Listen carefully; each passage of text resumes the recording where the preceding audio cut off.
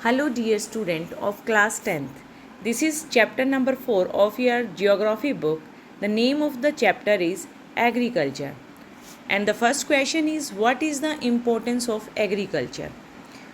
Agriculture is the backbone of the Indian economy, providing employment and livelihood to more than 63% of India's population. It produces food for consumption and raw material for various industry. Agriculture हमारे India की जो more than 63% generation है वो अपने employment और livelihood के लिए agriculture पर ही डिपेंड है, इसलिए इसे इंडिया की बैकबोन कहा जाता है. इट प्रोड्यूसेस फूड, ये हमारे कंजप्शन के लिए फूड प्रोड्यूस करती है और इंडस्ट्रीज़ के लिए ये रॉ मटेरियल भी प्रोवाइड करवाती है. Now the second question, what is the primitive subsistence farming? Primitive subsistence farming क्या होता है? You know very well there are two types of farming, subsistence farming, second is commercial farming. जो subsistence farming होती है वो two parts में उसको classified किया गया है. First is primitive, second is intense. तो now what is the primitive subsistence farming? It is a type of agriculture farming which is practiced on a small patches of land with the help of primitive tool like hoe, dough, digging sticks and family and community labor. ये ऐसी agriculture होती है जो एक ज़मीन के छोटे से टुकड़े पर की जाती है और प्रिमिटिव टूल्स का यूज़ किया जाता है. मींस पुराने इक्विपमेंट का यूज़ किया जाता है, जैसे कि हो गया, डिगिंग स्टिक्स हो गई, और इसके ऊपर थोड़ी लेबर की ज़रूरत होती है. फैमिली मेम्बर्स ही इस टाइप की खेती कर सकते हैं, जिस तरह से फॉरेस्टेड एरिया में ट्राइबल कम्युनिटीज़ करती हैं. ठीक है. और झूम कल्टीवेशन जिसको बोला जाता है या फिर शिफ्टिंग कल्टीवेशन भी बोला जाता है, वो झूम कल्टीवेशन और shifting cultivation primitive subsistence farming के अंडर ही आता है. Now the third question is, what are the main characteristics of intensive subsistence farming? Characteristics क्या हैं? ये that is the second classification of subsistence farming. Intensive subsistence farming is labor intensive, using high doses of chemical inputs and irrigation and is practiced in areas of high population density. The yield per hectare is high due to the use of modern inputs. ये एक ऐसी farming है जिसमें बहुत ज़्यादा labour की need रहती है और इसके अंदर बायोकेमिकल इनपुट्स का यूज़ किया जाता है, केमिकल फर्टिलाइज़र्स, पेस्टिसाइड्स और modern methods of irrigation use किया जाता है ताकि प्रोडक्शन को बढ़ाया जा सके. ठीक है. और इसमें मॉडर्न इनपुट्स यूज़ किए जाते हैं और ये क्यों की जाती है? क्योंकि जहाँ पर पॉपुलेशन ज़्यादा है और ज़मीन कम है, ठीक है, वहाँ पर ये इस टाइप की फार्मिंग की जाती है और पॉपुलेशन ज़्यादा होने की वजह से लैंड के ऊपर पूरा प्रेशर रहता है. Now the question number 4 is, what is plantation agriculture? Plantation agriculture क्या होता है? Plantation agriculture is a type of commercial farming where a single crop is grown on a large area. It involves growing and processing a single cash crop purely meant for sale, tea, coffee, rubber and sugarcane. This type of agriculture developed network of transport and market. Plantation agriculture जो होता है वो एक large area पर किया जाता है और ये कमर्शियल फार्मिंग होती है. कमर्शियल पर्पस के लिए ये एग्रीकल्चर की जाती है.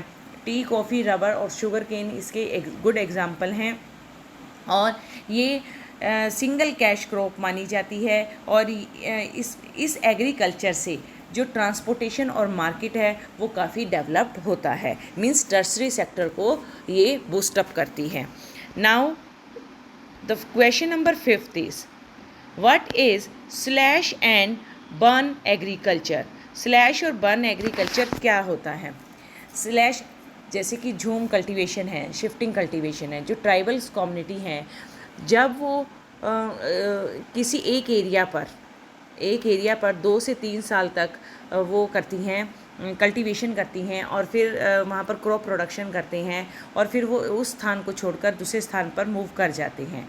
ठीक है, तो स्लैश और बर्न एग्रीकल्चर को हम झूमिंग कल्टीवेशन भी कहते हैं, जहाँ पर क्या करते हैं, जो फार्मर्स होते हैं clear a patch of land, वो लैंड के एक छोटे से पार्ट को क्लियर करते हैं, वहाँ पर सीरियल्स और अदर क्रॉप्स को प्रोडक्शन करते हैं and then shift to a new land, और फिर वो नए लैंड पर शिफ्ट कर जाते हैं जब सॉइल की फर्टिलिटी डिक्रीज़ हो जाती है। 2 से 3 साल तक वो एक ही प्लेस पर रहकर क्या करते हैं, कल्टीवेशन करते हैं, क्रॉप प्रोडक्शन करते हैं, और उनके जो इरिगेशनल मेथड होते हैं वो भी रेनफॉल पर डिपेंड होते हैं। मॉडर्न इनपुट्स का वो यूज़ नहीं करते, फर्टिलाइजर्स पेस्टिसाइड्स का वो यूज़ नहीं करते।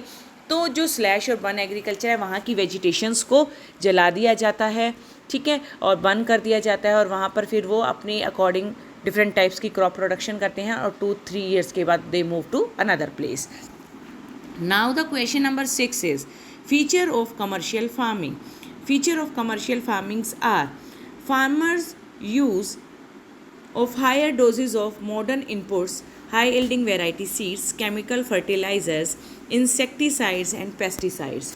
कमर्शियल फार्मिंग का पर्पस क्या होता है कि एक लार्ज एरिया पर क्रॉप प्रोडक्शन करना और ज़्यादा से ज़्यादा क्रॉप कल्टीवेशन गेट करना, बहुत ज़्यादा फसलें उगाना, और ताकि उनको वो ट्रेडिंग के लिए उसका यूज कर सकें।